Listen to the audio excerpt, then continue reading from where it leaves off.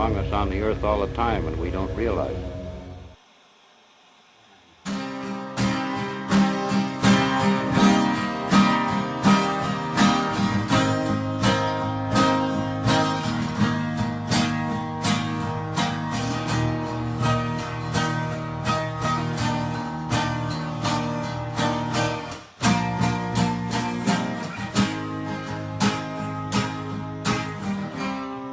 Are you worried about your health? My name is Dennis Forshan and I'm 73 years old. I was about 14 or 15 years old and I was playing basketball one day at the Masonic Home down in Covina, California, and I broke my foot in about 4 places. Short, I went and had a cast put on it, and so one night I was staying overnight at a buddy's house. So I was looking out the window and saw these lights flashing down in the canyon. You know, it sounds like a story, but, you know, it's a fact. And so anyway, I was laying there and all of a sudden I felt a presence of a person. And I saw this person and he was tall and he looked like he was in a Greyhound uniform. And so anyway, he had a belt on that had like moon sapphires on it, you know, I don't know how. So anyway, I was just laying there and it wasn't scared or wasn't, you know, I didn't feel scared or nothing, you know, I'm 15 years old, 14, 15, you know, and this guy's standing out there in the dark. And so anyway, he left and I go, my foot's well. Yeah, my foot's well. And this has only been about a week and a half because they were going to put a walking cast on so I could walk around without crutches. I went home and I told my mom, I said, Mom, my foot's well. She said, oh, Dan, come on, man. I mean, you know, you broke it in 4 places and, you know, the x-ray show you had it, you know, it's not a good thing. And so anyway, my mom pulled the doctor aside and says, hey, Denny really feels like his foot's well. And he says, well, we'll take an x-ray and check it out because I want to put a new cast on so we can walk around because it's summertime. They took their x-ray and they come in and they told my mom, I said, you know, there's nothing wrong with his foot. Wow. Nothing. Wow. That's amazing. You know, so that's my story and I'm sticking to it. I felt good all over, you know, I mean, wasn't scared or, you know, freaked out or anything like that. I just, oh, wow. You know, and I haven't told too many people that story. And that's really great. just a few people I've shared that story I with. can feel that. You know, and I mean, you know, like how you get goosebumps when certain things happen to you in life and stuff. And it wasn't goosebumpy. It wasn't, it was just a pure presence of something good. You know, you know, over the years I hash it all around and all that stuff, and you know, I still feel the same way. It hasn't changed. Wow. You know? I mean, I can still see it to this day. You know, Recall. I know. Right. You know, I mean, I don't have to go, well, maybe, you know, well, this happened or this happened. No, I don't have to do that. I know exactly what happened. It was awesome, you know, and I don't tell too many people that, you know, I mean, there's just a few people that have told that story too. Yeah, every once in a while. You should feel very special. Yeah. You should Well, I feel mean, very that's special. I mean, it is special, and that's how I feel in my life that I am special. Yeah. You know, to a certain extent. You know, I've had good things and I've had bad things, and most of the bad things I brought on myself. Right, right. I know. But tell them about the blue light that you see every once in a while. Yeah, and I do see a blue light. You know, and it's a very, I guess you call it peaceful. Mm-hmm. You know, and I know he's there. Mm-hmm. And I can feel his presence. But I can say in the last year and a half, I don't see him very much anymore. And I know when things are going in my life that are the best, he's not there. You know, then it comes around and they go, you don't have to worry about nothing. You know, the peace in that. Oh, nice. Yeah. And he's had that since that incident. That's Wow. Oh yeah, I've had it over the years, yeah, for That sure. is Wow. so. I mean, Yeah. because like I said, you know, a lot of times I've done things that have not been too swift and stuff, but that protection has always been there.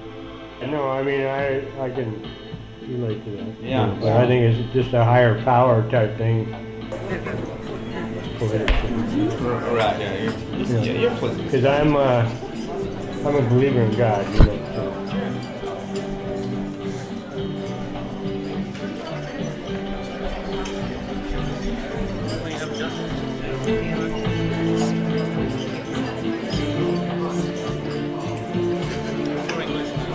What's your last name? Bruce Noon. Bruce Noon? I'm 67. Okay. My story is basically is kind of basic, I guess, to me. And we have a two-story house up in Camp 9. But I had to work as an analyst, and so I'd be on the phone talking to people, you know, with the computer, and I'd be sitting there, I'd be programming, doing various things. And this one day I was in the middle of programming, and Irene was downstairs. A pretty busy day. A lot was going on at the bed and breakfast, you know. So I was trying to keep tabs on what I was doing, and maybe go out and help Irene. She was so darn busy. I'm looking out of my window, and I felt like there was a bird or something outside of the window. And I sometimes would keep the windows open, the curtains open, and I'm looking out, and a lot of times the birds would land on the satellite metal, the metal the part dish, that was yeah. right on the dish part that was right outside my window. And so I had that motion, I had that feeling that there was some kind of motion. As I'm watching it, I'm like going, there's something else. It's not a bird, you know. It's bigger than that. And all of a sudden, it looked like there was maybe a window about that big around, and just a window, like a opening in the middle of space, about 5 feet away from my window. Then I went from like, am I dreaming? Did I fall asleep in my computer? So I'm like going, am I here?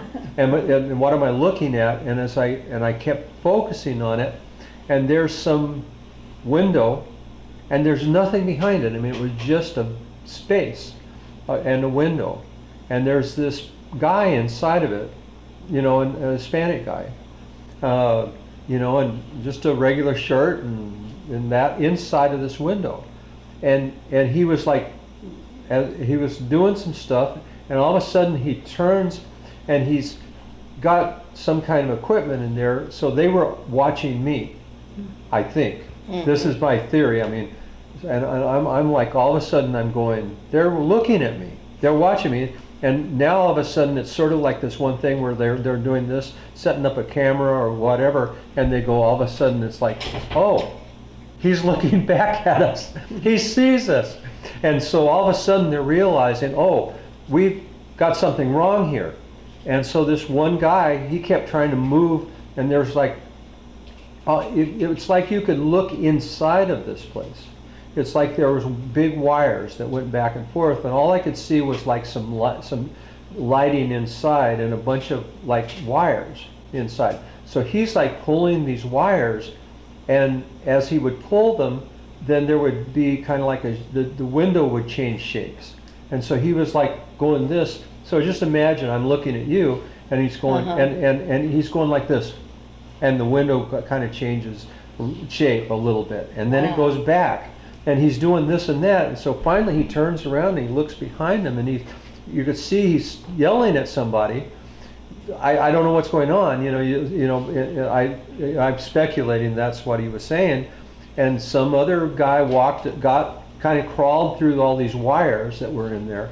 And he's like pulling them over here, and he just takes and pushes this wire one way, and all of a sudden the whole open window kind of rolled around like it was on the top of a ball. And as it rolled around the edge, the window disappeared. So Wow. around the edge Mhm. of this supposed space. I'm standing up looking out the window by now. You know, I mean, I'm not just sitting at my desk. I'm at the window looking, and I'm thinking, should I go outside? And I didn't want to go outside because I'm thinking they're going to grab me, and then they're going to find my head over in the field over there and blame it on the cartels. And that's all I was thinking, something along those lines. And so it was scaring me. But on the other hand, I was like going, I don't know where, what to do, you know, except to just be there. And so as it went around the edge, then now I'm watching very carefully, and I'm thinking, what's going on here? And about that time, the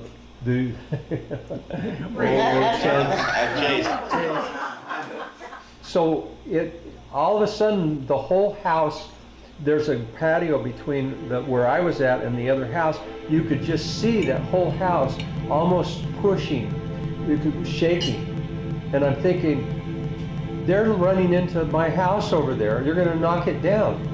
So about that time I'm going, get away from there, get away, get away. I'm yelling at them, you know, and so it slides across the top of the roof, and I could see the roof where they were sliding on. I'm just a little bit above the roof. You could see something sliding on the roof, but I couldn't see what was sliding on the roof. Yeah. And then there's this huge tree. I call it the barking dog because when the wind blows, it barks. This tree, it's a big willow tree. And so all of a sudden that whole tree just bent way over, flat. And so I'm like going, oh my God, and branches broke off and were down below and things. And then all of a sudden the tree popped up, and that was the end of it. Oh, wow. And of course by then my heart rate's about 300. I'm like going, I'm going, and I go downstairs, I tell Irene, and she's like in the middle of like 100 things, and I'm going, Irene, you won't believe what what I saw just there. And she goes, yeah, you have time to do that. and she didn't want to, she really didn't want to hear it. I didn't mean anything. And so I thought, well, I'm going to stay away from telling her the story because I'm a total lunatic. And so I go outside and I look at the roof, you know, I'm thinking I'm going to have to put, you know, because there's some scratches. So I put some tar where it scratched across the top of the roof. And then there were branches out there, and of course Irene had to pick them up later. Oh, that's unreal, isn't it? But that's. You must have thought, and later what? on that day, of course, now by then I'm looking at everything. Yeah. Way across the bay, I could see a light of what looked like another little window open. You know, was there, and then it kind of moved around back and forth, you know, like along the shore. But Yeah. all I was imagining by then, it may have been a bird flying around for all I know. And as a matter of fact, they were so desperate to try and get that window closed, and they were doing you could tell. They did not want me to see them. No. And you know, but of course, remember this guy was no further away from me as you are right now. Yeah. And I'm looking at this person, and he's looking back at me like, he's looking. You can see him. Same, no part of the window. Yeah. Wow. Here's the window and here's my bed. Yeah. I mean, because it was just, and then there were some kind of controls that had related to those wires that were in there, and I, you know, and you know, in your mind you're thinking, there's going to be like a control panel and buttons to push and like right out of Star Wars, but these guys were like working with wires. They were like sliding whatever those wires were. Wow. Wow. Yeah. That's amazing.